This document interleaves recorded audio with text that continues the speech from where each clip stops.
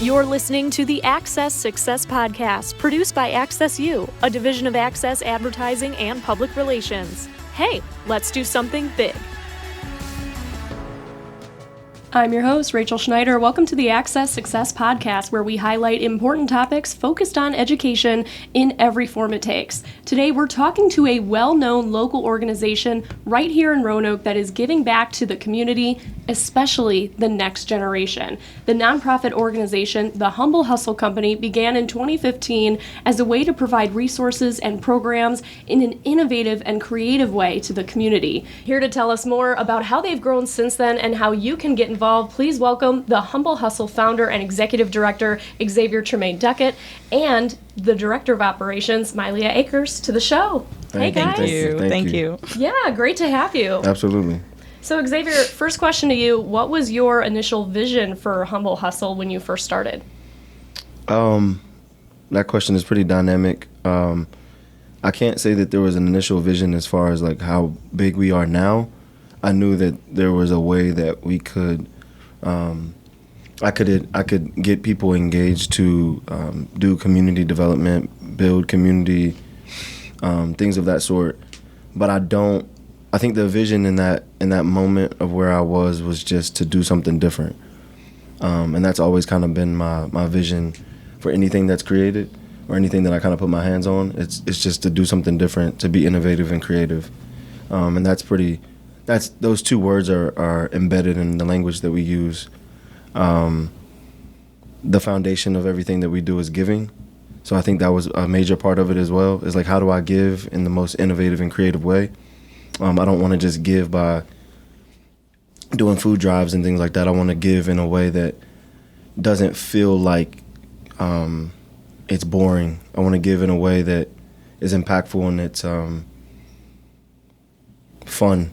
It's cool. It changes the narrative of what giving actually looks like. So I think that was the vision when I first started, is just like, how do I stay aligned to my foundation that my family provided for me, and how do I engage different generations and demographics all in one, that everybody's vision is kind of the same as far as like, hey, we're just giving back.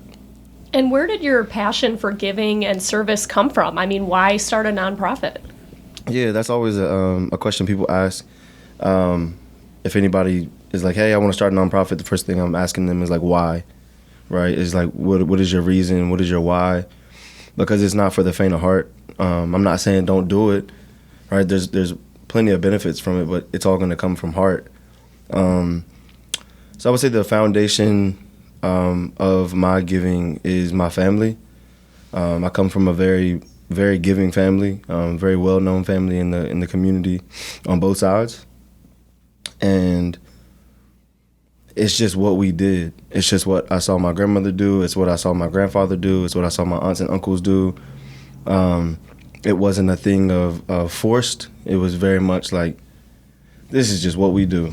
This is just like how we interact with people. And it wasn't always just giving as far as tangible items. It was giving as in love, giving as in advice, giving as in advice. It was giving with time, giving with just, anything you had, you realized that it wasn't yours to start off with, and that this life that we live is really just to find a way to make somebody else's life better. And so I kind of took that and my experiences throughout high school, college, and some adulthood, and kind of put them all together and said, okay, cool, this is what we're going to do. This is how we're going to do it, and we're just going to let it grow from there naturally. And that's what we came up with. We came up with Humble Hustle. Yeah, so you just knew you wanted to start an organization that could give back. And then how did your creative side help you develop Humble Hustle? Yeah. You want me to do the whole spiel? Yeah, I want to hear it all. Okay. We've got time. All right, we got time. All right, cool. So 2015, I came back home. I was working in the schools. My background is mental health. So working in the schools, Were you a counselor? I was. My background is mental health, so I was doing like day treatment counseling with kids.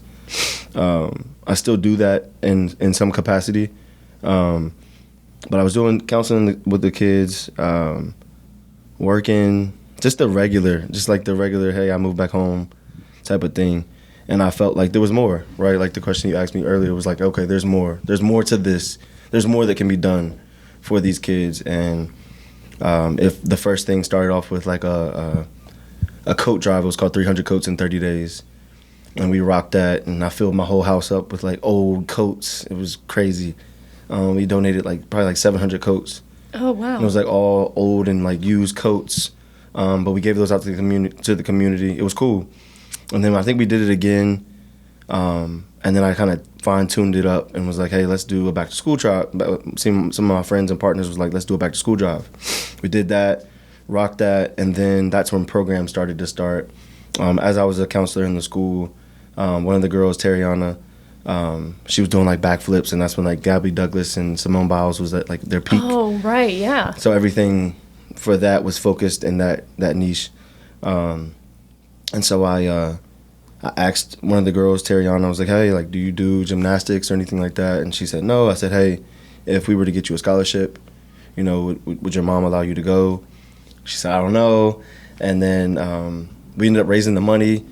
Fast forward, raising the money, partnered with Roanoke Academy of Gymnastics.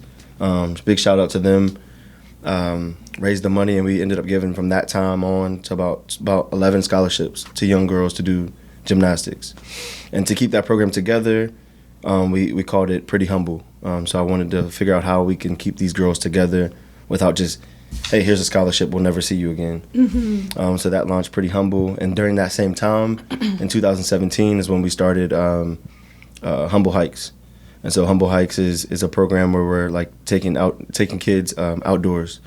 And so just introducing them to outdoor recreation, outdoor education, anything that allows them to see and experience the things that they normally wouldn't see, because this area is bountiful with like you said, natural assets and things like that. But it's one of those things where you can see it, it's equal, right? I could see it, but the equity is not there as far as access. So me and my friends, we started hiking, we started doing like different outdoor things, and then we kind of just did an interest meeting to see who would be willing to like do a volunteer trip, and we got like 5 or 6 volunteers. Some are still with us, some are not, and that started Humble Hikes. And so all of those things, I could keep going and going and going with each program, but to sum it all up, it all started with me coming home, kind of being bored, and just not taking being bored as the end all be all. It was more like, all right, you're bored, but create, don't complain, like figure it out. God has you here for a reason right now. You can easily pack up your stuff and move to LA, Chicago, or New York, but like, is that gonna like really fulfill your passion? Or is there something you're supposed to be doing while you're here, that allows other people to see like, okay, regardless of where my situation is, like I have to make my situation regardless of where I am, and make myself happy where I am. Like I can't just keep jumping locations just because I'm bored. And I really started to just tap into my passion and allowed other people to allowed me to like open doors for other people as well. I think a lot of people have been able to come into the organization and like catapult themselves into whether it's their passion or their purpose just by seeing that like, hey, don't complain, create. And what's it like for you to see that and looking back on where you were in 2015, but now seeing people that have been able to come to your organization, work with you, or, see these kids go on hikes or become part of Pretty Humble? Mm-hmm. What's it like to be able to see that development and that change, especially as somebody who spent time as a counselor working one-on-one with kids? Yeah. What's that like? It's really, really wild. And you probably can see like the enthusiasm go up a little bit when you ask like, what is it like? That's one of my favorite questions to get is like, what is it like? Because to actually like have to sit back and like reflect of like, 7 years ago, 8 years ago, like you were mid-20s, like just figuring it out, and like to see it now, you know what I'm saying? Like now I'm 32 years old, like to look back and it's like, wow, like I have kids that have literally been with me since 3rd grade, and these kids are like high school now, like mustache and just like they're completely different, but I've been able to watch them evolve, and I've been able to be somewhat of a catalyst to them in the way that they think, the way that they go about life.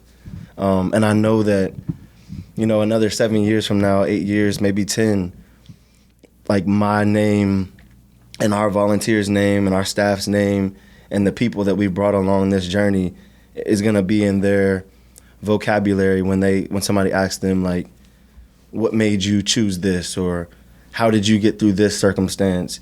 And they're going to be able to say, like, oh, well, I had this guy named Mr. X that took me on, these outdoor things. And it may be so minute, but it's such a big thing, once you start to, like, really ingrain yourself into somebody's life. So I don't know if that answers the question. Yeah. But I think that just, like, it's really, really wild. It's very much a blessing. I'm very, very, very, very blessed. And I say that intentionally because of the fact that not a lot of people get to do or find their passion this early in life. I've got friends that still haven't figured it out, and that's no shot to them. They're on their daily search. They're on their own journey. But I'm blessed to be able to see, like, hey, this is the path that God has me on, and I know that this is what I'm supposed to be doing. So to wake up and have that journey in front of you, and it doesn't mean that there's not mountains and peaks and valleys and things like that to go through, but to know, like, hey, I'm on the right path, and the people that I encounter I can intentionally bring them along or, like, push them to where they're supposed to be. Yeah. So it feels good. I mean, that's amazing, because it's one thing to just be a role model yourself, like when you were working in the schools and being able to be a point person for those kids, but to create an organization and bring on a team where you're really creating a community and a support system is really wonderful. So with that, I want to pass it to Myleah. Why did you come aboard? When did you come aboard? What made you want to be part of the Humble Hustle? That's actually a great question. So I started in June, but before that, as Xavier is a man of many entities, he invited me to his art exhibit. And so I went out, saw his beautiful photography, whatever, and it was great. And then I think from that moment on, we met because he knew that I was, like, in a situation where I wasn't pleased with my job. I just graduated from Virginia Tech, public relations with marketing and hospitality management, and I was looking for something to fulfill my purpose. And so when he was able to say, like, hey, I need a team, like, I need to build a team, and he asked my areas of interest, and honestly took the time to figure out, like, what I was good at and what I wasn't good at. Oh, that's so important. It's extremely important. And so with that, had several meetings, because Xavier is very intentional. So, like, he was not going to allow me to come into his organization just off of, like, hey, new opportunity. It was more so, like, what are your intentions? And so I came in very intentional of, like, hey, I'm looking to find something to fulfill my purpose. I'm looking to also give back. I have always been a giver. Always had an open and caring heart. And so when I realized the work that he was doing, I was like, oh my gosh, like, I want to be involved. I wanted to figure out where my niche was. And so I first started with, like, marketing and advertising. And X didn't tell me, but I was not good. And so she wasn't good? I think. Like, how? No. No, I did not say that at all. He did not tell me I wasn't good, but he pushed me in another direction of where I was better. So that, it was actually an area of, hey, a redirection without being, fair. And it was fine. He didn't come out and say it, but I definitely knew. And so I started in June. It was end of May, beginning of June. It first started with a friendship, because that's essentially how we met. Became my best friend in a sense. And from there, skyrocketed. It was more so like, hey, be my assistant. Then I was an executive assistant. And then I think soon after that, X was like, you're so capable of so much more. And I've never had somebody to understand my potential or see that and bring it to life and actually place me in a position. And when he was like, do you want to be director of operations? I was like, whoa. I even went and researched the title, because I've always heard it thrown around, but never would I ever think that it came to me in this position. Because quite honestly, now that I'm in this role, this is the exact role that I've dreamed of my entire life, of being somewhat close to the CEO position, being able to work hand in hand with the CEO, run an organization that my mission and vision, and my values that aligned with everything that the organization was doing. I always thought that would be Nike or somewhere in a big corporate office, but then I had to realize, like, hey, I'm not going to meet that CEO. I'm not going to work hand in hand. I'm not going to understand their vision all that stuff, and be able to take on their vision and apply it into my work. I meet with Xavier every day. I see Xavier every day. I get to take everything that he tells me and put it into work, put it into life. And so I kind of call myself his director of operations as I help him with several things. And yeah, it's been a blessing to be able to continue to give. And another thing to add is never thought it would be youth. Never thought it would have been kids. Oh, why not? I think that, growing up and seeing my cousins with their kids and stuff, I've always said, oh, okay, I know I want kids in my life, but not right now. I don't have a tolerance for it. Like, It's just like, I felt like I didn't have a tolerance for it. But then when you actually put yourself in the situations and you're able to see kids' circumstances and how everybody is not the same, and you can actually put yourself into the shoes of these kids who we are assisting and helping on a daily basis. That's so important. And it's brought a lot of awareness to society and who I am, and to understand other people as well. Tell me about the programming that you are most proud to be involved with. What's your favorite one? Oh, wow. I don't think that there is a favorite because there's not. There's not. Because in my eyes, first, let's start with Humble Hikes. So getting kids outdoors to do anything recreational, to absorb and feel the energy of nature and recreational activities and things like that of the sort around them in a more positive and healthier way. I wasn't taught that. My mom did gardening and stuff, but she never took me on a hike. So I didn't know what that was like until I actually did it on my own, and I fell in love with it on my own. And a lot of kids nowadays don't fall in love until they see their parents do something or they're pushed out of their comfort zones to go do something. And today we don't do that. We don't push kids out of their comfort zones. We don't encourage them to go try different things. We just try to correct them on what they're doing wrong in that moment instead of trying to replace that action with something more positive. And so I think that Humble Hikes is definitely one because I'm an active person. I used to be an athlete and stuff. So anything that I can do to get kids active, I think that it's great. Now, I don't like the bugs. I don't like the dirt. I can't stand the smell like outdoors. I'm very bougie. So you're not a camper? I'm not a camper. Well, we've done some camping. Yeah, we did camping. Oh, okay. We camped it. I think it was our first time for everybody. Not everybody. I don't think it was the first time everybody camped, but I think it was the first time a lot of the black people camped. And just to be real. So, like, all of you guys did a big camping trip with the kids? We did a big, or was it team retreat. Oh, okay, so nice. We're pretty, blunt and frank about, how we communicate because, it's just... We're just real. Yeah. So, when I say, things like that, it's more it's a joke to us because it's on one of our committees, we have a black Doug and a white Doug. It's two Dougs. That's literally, it's right. So, we just laugh about it because it's yo, don't take it too serious. It's come down to earth a little bit. But I said that because all of the black people that went, it was all of our first time, really camping and, being out there. And it rained the entire time. From the time we got there to the time we got home.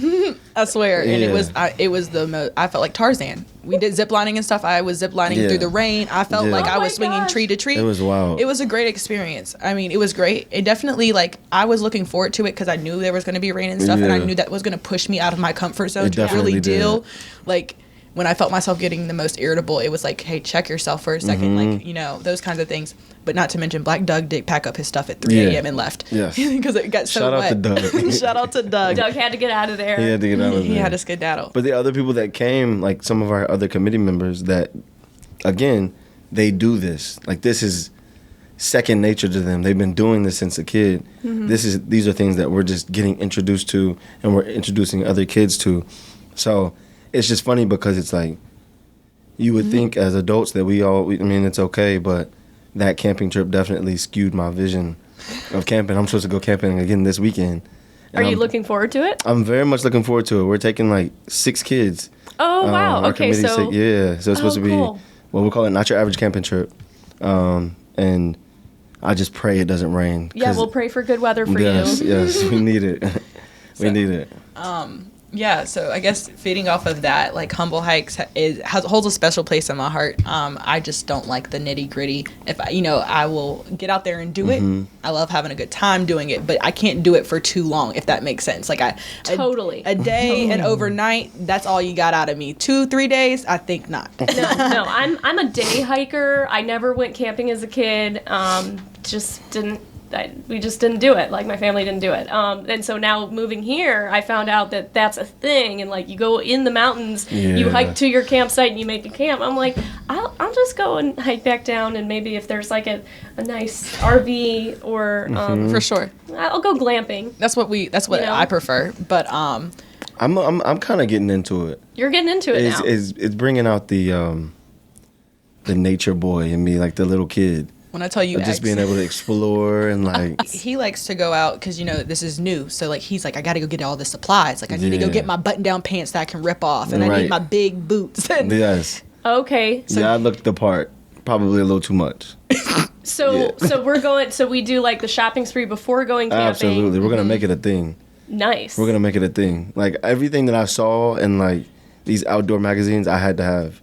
I mean, the man came with like zip off pants to zip lining. He was like, "Let me zip off the bottom half of my pants real quick." I was like, we all looked at him for a second, like, we can tell you don't do this on a daily basis. I mean, I just feel like I like fashion, and so I was just like, hey, if there's another element that I could bring to this and show that I can like play the part. Yeah, like as the big black guy, like I'm gonna play that. I'm gonna play that all the way. I'm gonna get a Patagonia. I'm gonna get the new boots, the socks, the wool socks. I'm gonna do it all the way up. But Pixar, it didn't happen. Like, you had to have done this as like a photo shoot also and get all the. No, it was raining too much. It was raining too much. We couldn't even get video. Brexit. Yeah, it was bad. It was cool though. So yeah, I think that again, Humble Hikes holds a pretty significant place in my heart. But Pretty Humble is very much as a young black girl. I wish I had that type of. Of course, I have my mom, my dad. I've had a community around me. But some things can get repetitive when you have the same people telling it to you. So to be able to go out of your home and get in another safe, fun, inclusive environment that can reiterate those same things that are being taught to you at home, just out being able to hear them from somebody else, it's like, oh, it actually carries weight. Oh, this is actually something I need to pay attention to. I do need to be financially responsible. I do need to learn how to carry myself as a leader. I do need to learn how to implement my self-confidence into my leadership and those kinds of things. And why is that so important, too, for young girls especially in the community? Because I feel like in the community of young black ladies, we do not have leaders that want to pour into us consistently to push us to do better. Again, it kind of goes with the whole stigma with inner city youth as a whole. We typically have there's typically youth who are in situations, and instead of correcting and putting them in more positive situations, it's, oh, you're wrong.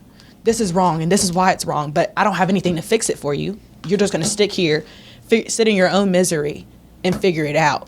Instead of saying, hey, quit doing that and come over here and hike with us. Quit doing that and come over here and come to this healthy relationships workshop and learn on how to identify healthy and unhealthy relationships. I love that. So I think that, especially with Pretty Humble, we teach financial literacy, entrepreneurship, leadership development, along with self-care and mental health. Those are all things that I preach. Self-care kicks in as soon as Friday at 5 o'clock happens. And I'm constantly, being in this role, I'm learning entrepreneurship firsthand, and that's one of my biggest dreams. Not to leave Humble Hustle, but to continue to work for Humble Hustle and make other incomes on my own with my own business. And so I think that it's firsthand information that it is imperative that especially the inner city community of youth, get this information. And please don't get me wrong when I say that, because we do not exclude anybody. We invite everybody in with welcome arms. But at the end of the day, it's a very much target in that demographic for a reason, and that's because there is what do you call it? Equity. There's there's like an imbalance in access and equity of resources. Sure. So just to piggyback on the things you're saying, I know when I started the Pretty Humble program, like, it was intentional for me because I come from a single young black mother. So I know that there were things when she raised me that I saw that could have been implemented, of like, hey, if she would have had this, if she would have had this, if she would have had this, things could have maybe went different. Not to say that things went wrong, but I know that everybody has those pivotal places in life where they're like, if I would have had this, then this. So that's one of my favorite programs. I probably will never let it die because of who I come from. And, you know, I've had 3 aunts, you know, a grandmother. Like, those are the women that raised me. So I felt like it was just super, super important to making sure that we intentionally pour back into young black women, because those are the mothers. Like, those are the mothers. And, you know, historically, that's been the matriarch has been the main resource of the family, you know, and that's where we are right now. So if that's where we are, then that's what we have to make sure that we hone into, you know, that element, I would say. Yeah, I mean, when it comes to honing into really raising up these young men and women, what are some ways that you guys, because we like to relate a lot of things back to marketing and social media, especially on this show, because it's such an important part of what we do for clients here at Access. But what are some ways that you guys have been able to reach youth? So, I think that we are very intentional with the language that we use in our marketing and how we you know, what we do a lot of, like, for instance, what we call Facebook events and things like that. And so when we post them out to Facebook, it's like the parents who we're the parents or the youth who we are targeting, they know it's for their children. Like, they can see it clear as day in the writing that we put out.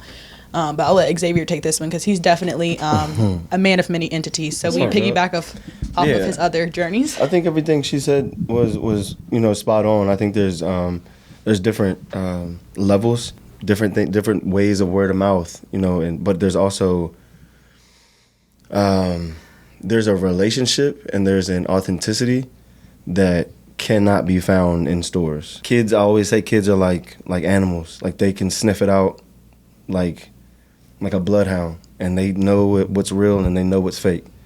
So if, you know, for organizations that are just trying to play and, you know, say that they're trying to do something, it's never going to be, there's never any longevity to it because the foundation of it was never real. And kids know that. Kids know when you're playing with them and when you're doing stuff for just money or if you're just doing it for clout. They can sniff it out and they will say something. Yeah. So. And I think, so the kids know it, you know, when they come to us and they can feel the real and authenticity that we carry and that we continue to pour into them, they go back and tell their parents. And when they're able to go back and explain everything that they've learned, everything that they've done with us to their parents, those parents are going to tell another parent, hey, you need to take your child to Humble Hustle. Yeah. You know, those kinds of things. And so I think that we try our best to make sure that we are providing the most intentional, raw experience that you can get. It's not sugarcoating anything. It's very much like this piece of paper. It is what it is. Yeah. No. I mean, so it sounds like a lot of word of mouth. You brought up a great point that we always try to instill for our clients here in the PR world too, which is just building and maintaining relationships. And not in like the unauthentic networking way, but just truthfully, like going out into the community, seeing who also cares about the causes and the impact that you're trying to make. So I love that you brought that up. When it comes to the first impression that kids have of you, are they seeing you for the first time on social media? Are they seeing you guys come into the schools? Like, when is that? When do you guys take the first step? When is the door open for a lot of the kids that are able to come to Humble Hustle? Yeah. So just to make sure that whoever is seeing this, like as far as like me as a social entrepreneur, right? Like Myleah said, I run a variety of different things. As a creative, as a connector, like I have many facets of how I implement community development. And so we have the nonprofit side where we curate these experiences outside of schools. Everything is community, right? So you're never gonna see really Humble Hustle doing something in the school, right? But again, me as a social entrepreneur, I've created a lane that is still aligned with the things that I did on my background, which is like mentoring. So every day, myself and a team of people, of mentors and therapists and social workers were in the schools. And so that is the first door of how we meet these kids. It's very much in school. That is called Imagine Me Mentoring, Yes. by the way. Yeah. Okay. Yeah. Perfect, So yeah. that's one of the business. It's called Imagine Me Mentoring, like she said. Thank you. And so that's usually the first door, right? That's where my relationship with parents, principals, teachers initially came from. I grew up in the community, but kids are different now, and the one consistent place that you can see them is school. So it's like, all right, let that be the door, and then we just funnel it from there, right? So now Humble Hustle curates these experiences for youth in the school that may be part of my program. And then once we get them in that program, then we can continue doing it. So that's like one way of like how we do it, but it's hard to say how they meet it because it could be through Imagine Me, it could be through Humble Hustle Clothing, it could be through the newspaper, right? Yeah. It was probably 10, 15 kids that saw the gala that we did, and they were like, Mr. X is right, and then they bring the newspaper to you, and so that's their first experience. And so it could be Instagram, right? A video goes viral, and they see Mr. X, Miss Myleah, Mr. Doug, Mr. Rod in a video, and they're like, oh, he's at my school. I'm gonna talk to him next time. And once they talk to us, it's like, yo, what do you do? Like, you should come out next weekend and ride bikes with us or go fishing, what have you. So it depends. I think that's the special part of it, is it's not just this one dynamic thing. It's like, yo, you can meet me. I'll be getting a fish sandwich on 11th Street. I could be in the mall. I may be wherever. And that's the same for, I feel like, the entire team. That whoever comes in, it's like, hey, look, this is the nature of how we do stuff. Be in the community. Be seen, right? Keep the language consistent, because you never know when somebody's going to run into you and be like, I think I've seen her before, or things like that. So Yeah, and I think that consistency and that authenticity is something that people have definitely come to recognize with your brand. And you're wearing the Humble Hustle hat right now. Can you tell us, as far as clothing and that brand recognition, why the Missing You's? Like, how did that get started? Yeah. Wow. Missing You came from when we started the nonprofit. I left a little bit of the story out, right? So nonprofit, anybody knows the first thing you do is fundraise to keep it going. And if anybody knows, T-shirts is a really good, quick, easy way to gain some capital. We were gaining capital, but I was a entrepreneur. I left my job at that time, so I had to figure out a way to sustain my lifestyle. I like to travel. I like to eat. I like clothes. So it was no better way than to keep what I was doing going. I just started creating shirts. The first shirt, it just had like "Keep Giving" on it. Super simple. I'll actually bring you one for hosting this. Oh my gosh. Yeah. Thank you so much. Absolutely. But I'm paying for it for sure. Because I want to support. That works too.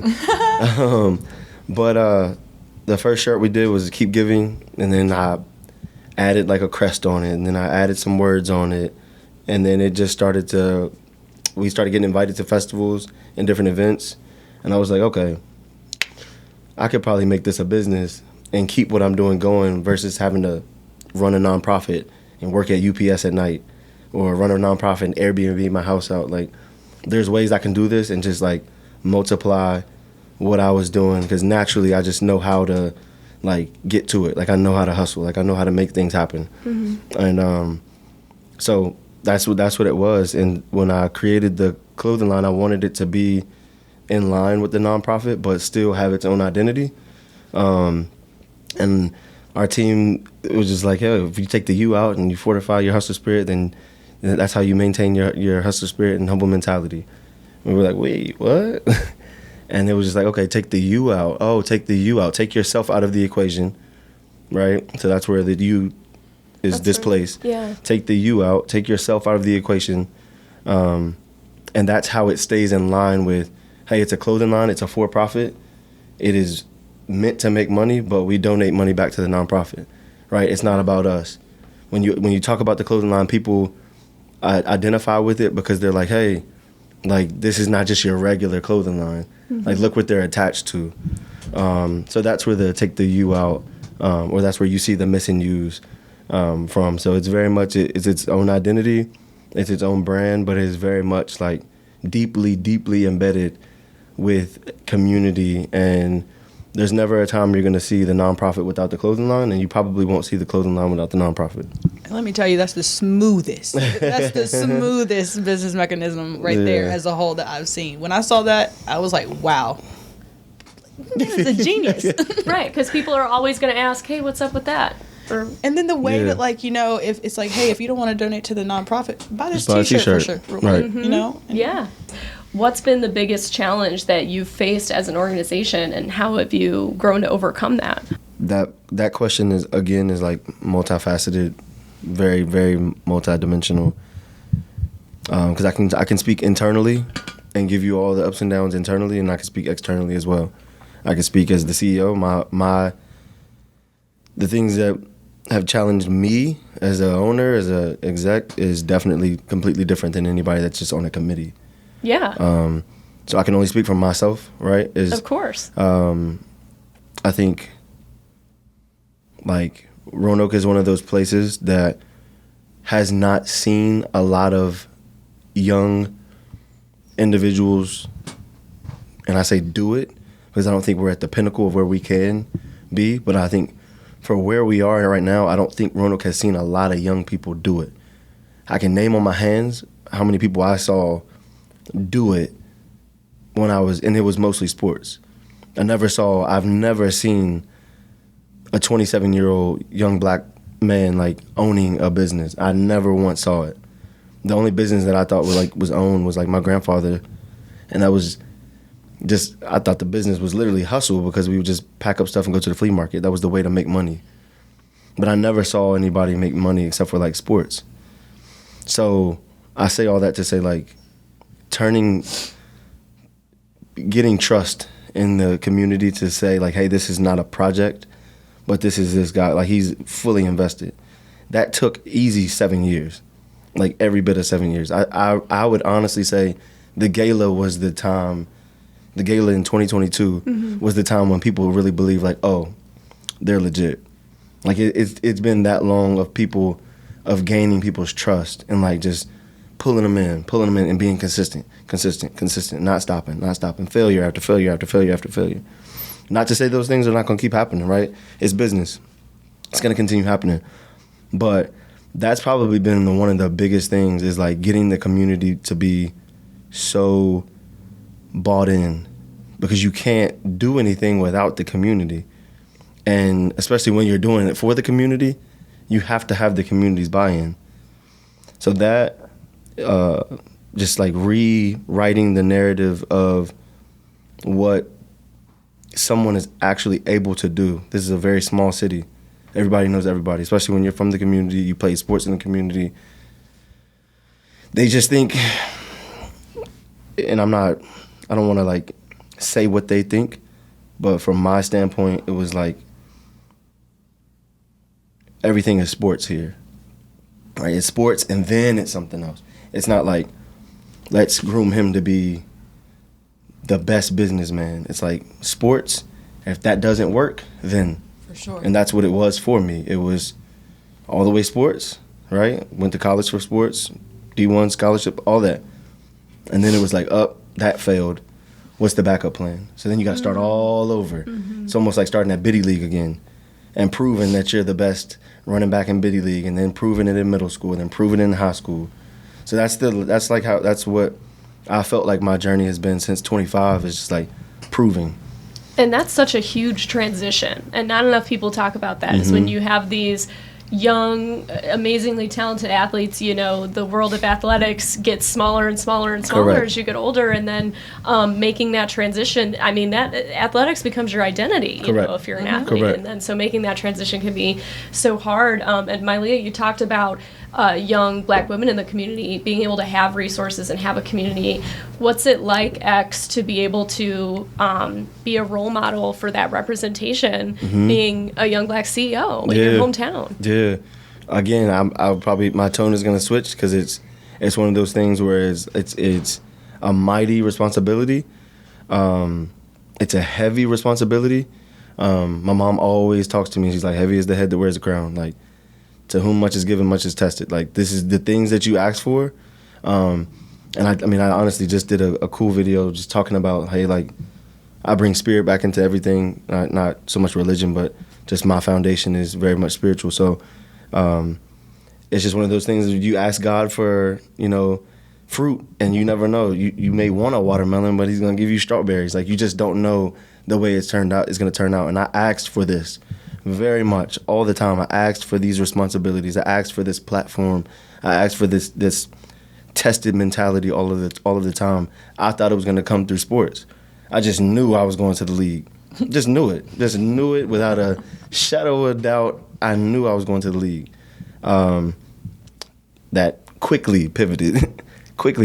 And that's just been my life, is pivot. It's like, it's just constantly just like returning it, figuring it out, taking my resources, not giving up. So to answer your question, I think it's a hell of a responsibility. It's a lot of pressure. It's a lot of discernment, but I am beyond thankful for having the ability to use my platform for good, changing the narrative of like what a young black CEO looks like, showing the kids that are in 8th grade, like, hey, 9 times out of 10, based off of the percentages and statistics of how many athletes come out of Roanoke, it's slim to none. I love your drive and I love your passion, and I hope to God you make it in whatever you want to make it, but make sure that you are ready for when that identity closes up. And that's just kind of where I've been in my path of just making sure I'm the best example. My name stays clean.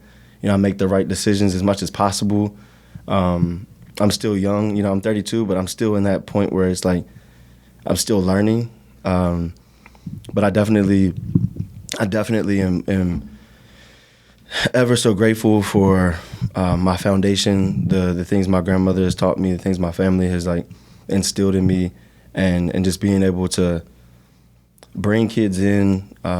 We've had a plethora of volunteers to interns to student volunteers to I can't imagine what it's going to look like 10 years from now, and just seeing how many kids that are able to properly verbalize like Mr. X and his team, or Miss Myleah and Mr. Doug, and it all circles back to like it started with a night in IHOP of just being able to like, hey, let's start this organization.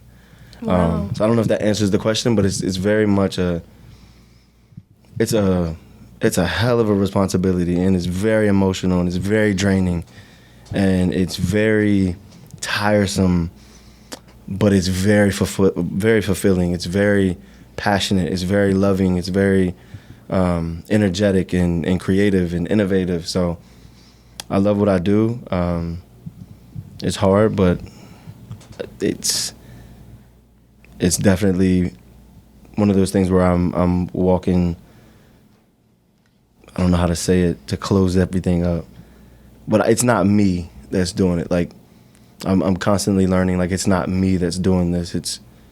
I'm constantly just trying to like let go of self and let God just like, hey, I got this. Like, and I just want to like piggyback off of that, because my dad is an entrepreneur, and I've always thought, okay, yeah, like I want to be an entrepreneur too, right? And I still do, but X has definitely like working alongside this man has shown me that like entrepreneurship is not what everybody thinks it is from the like surface level.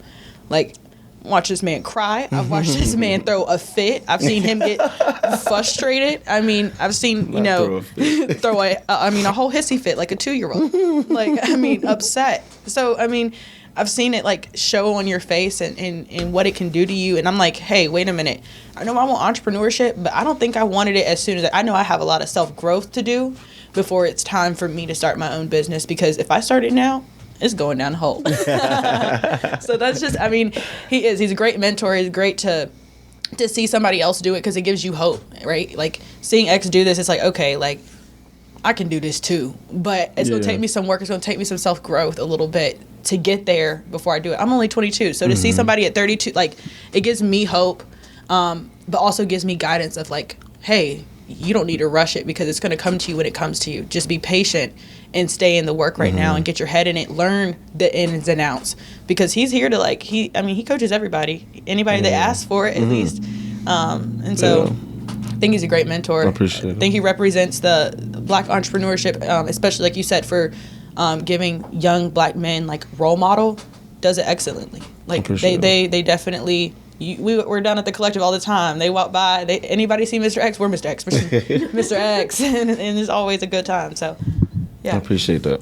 Oh, I mean, it's wonderful to hear about the community that you guys have been able to build and everything you just described. You know, you're hustling in a humble way. Very you know that so. it's not about yourself, but it's about building up other people and especially the young generation. And I just, I got to give you guys all the props in the world because that's hard and it's a calling to be able to do that. So I just think that's awesome. Thank and you. Looking forward into the future as well and where you see Humble Hustle going, I mean, where do you envision your organization 10 years from now? What's something that you guys are working to achieve? What is that, 2033? Ooh, Jesus. Wow, that just hurt my head. Yeah.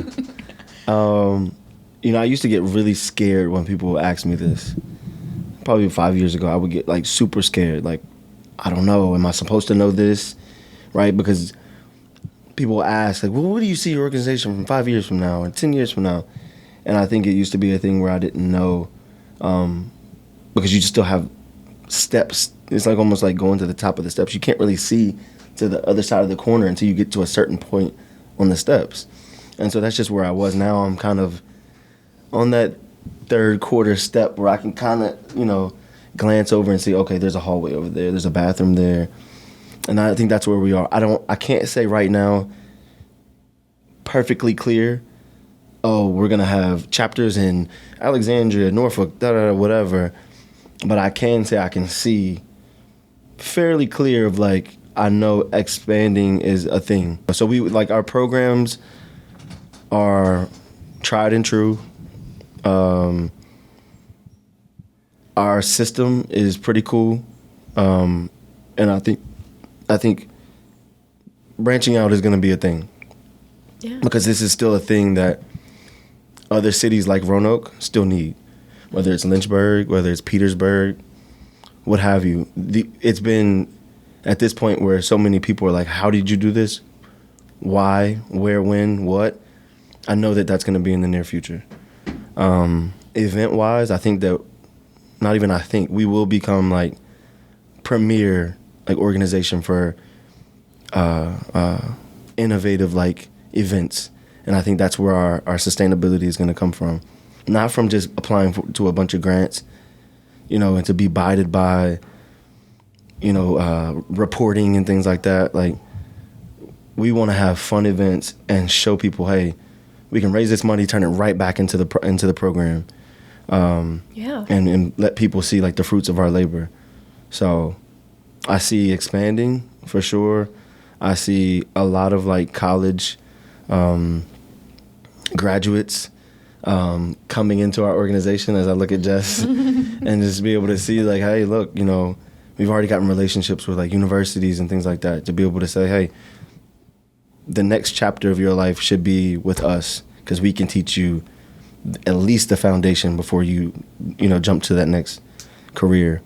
And you guys have a ton of events and programming going on for youth in the Roanoke community and surrounding areas coming up. Myleah, tell us how people can get involved. What are some things coming up that we should know about? So first, you can get involved by staying tuned at our Instagram. Our Instagrams are Hustle and Give. That is the main nonprofit page. But then we also have a entrepreneurial and creative hub called The Collective, and that is The Collective ROA on Instagram as well. Both of those have Facebook pages. The nonprofit is the Humble Hustle Company Facebook page, and then the collective is the Collective Roanoke on 11th Street, I believe. And the Collective Instagram is the Collective Roanoke.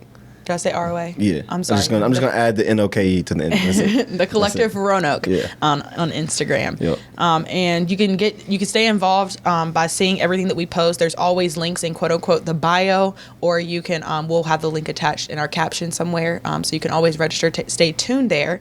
But moving on in our events, April 26th, Humble Hustle Clothing will be at Golden Cactus for the Earth Day Market. So we just encourage everybody to come out.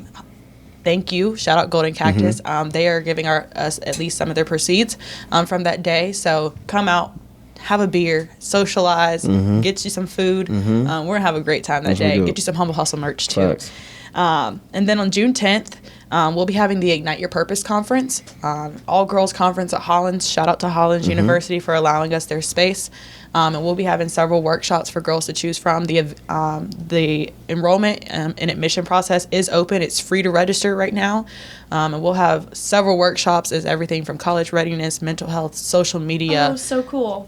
Self-confidence, leadership development, entrepreneurship, financial literacy, and then we'll have STEAM, science, technology, engineering, arts, and mathematics. Love it. Yes, throw the arts in there. Always. Always. And then on June 16th, we'll have our Black Heritage Night at Salem Red Sox, and that is a not your average tailgate experience. I think that everything this year, I just need to put this on there, not your average. We are running a not your average year campaign. Putting all fear, anxiety to rest. I mean, really stepping up to the plate, right? Yep. Everything is just go, like no fear whatsoever. And I think that's something that is, again, intentional, and it's gonna, like, I want it to kind of like bleed or funnel into the fibers of each one of us. So everything will be a not your average event. Yeah, well, just an awesome goal for the year and mantra that you guys have too for these events. Thank you again so much for being on the Access Success Podcast. The final question that I have for you guys, since we always ask people this, is could you both share a recent success story? Doesn't have to be super long or anything, just something that it's either personal or professional, just a recent success you had for yourself. I can go. Yeah, I got one. You want to go first? I'll go first. You've been going first this whole time. Go for it. So recently, I just think that I was in a, should I say, weird mindset. As you grow up and you get your friends, I've quickly learned in adulthood that some people are here for seasons and friends do change and, they're not always here to stay. But one thing I have realized is that, like, your intentions will always, you stand by your intentions, you stand on your own 2 feet. And I recently had a situation where I felt like, I had to, like, speak up for myself, vocalize my feelings and things like that of the sort. And I had a friend and she was like, Leah, you spoke out of ego.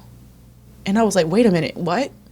And as she was explaining it to me, for the first time in my life, and I mean, X has told me, you have some ego on you sometimes. You need to knock it down a little bit. And I've never been able to feel it. I've never been able to see the ego on me. I've always said, like, I don't have ego. Ego doesn't exist with me. And I was actually able to, like, reread my text message, reread what I said, and I was like, yo, I'm speaking out of ego. And I think that that's a success in itself, because when you can be self-aware and identify some things, and like, it's not that I was ignorant, I just could not feel it on myself. I could not identify what ego was on me. I could not see that within myself. And so for me to actually be able to sit there and identify, like, yo, this is what ego looks like. This is exactly what Xavier may be talking about, or your mom and dad may be talking about. They can see it. You cannot. But here is where I could see it. And that was a success for me, because it's like, okay, this is a turning point for me in my life. It's like, okay, now I know what this looks like, and I know how to avoid this in the future. So that was for me.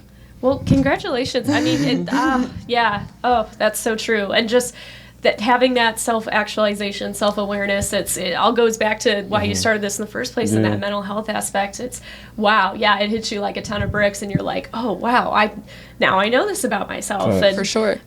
And I think it also, one of my words for 2023 was intentional. I wanted to be very intentional this year, and so that fell right in alignment with, like, being intentional, being that self-aware piece, and being able to, like, see myself and know that, like, I'm not blind to my own negativity. Like, I'm not perfect. And so that really just allowed me to see everything about myself. And now I can only take that information and learn and grow from it.